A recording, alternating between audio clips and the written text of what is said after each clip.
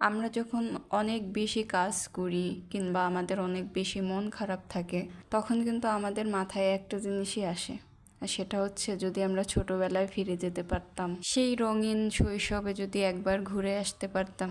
কিন্তু আমরা জানি সেটা কখনোই সম্ভব না।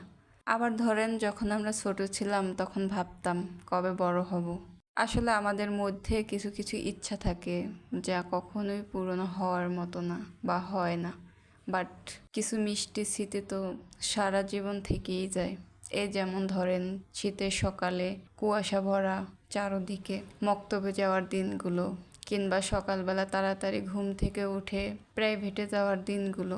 এই দিনগুলো আর কখনো ফিরে আসবে না, কিন্তু তখন একবেলা মক্তবে না যাওয়ার জন্য কত বায়না করতাম। কিংবা সকালে আকাশে একটু মেঘ দেখলে সেদিন আর স্কুলে যেতাম না।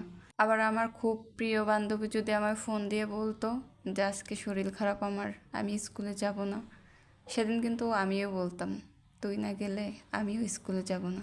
আবার মাঝে মাঝে দলবদ্ধ হয়ে সব ফ্রেন্ডসরা মিলে টিফিন টাইমে স্কুল পালানো হতো। কতই না ভালো ছিল দিনগুলো। সেই স্কুল পালানোর জন্য কিন্তু অনেকবার মারও খেয়েছি, তারপরও পালিয়েছি। আর আমার এক বেঞ্চে যে 4জন বান্ধবী ছিলাম আমরা, যাদের সাথে আমার খুব ঘনিষ্ঠ ফ্রেন্ডশিপ ছিল, তারা কিন্তু এখন 4 বাড়ির বউ।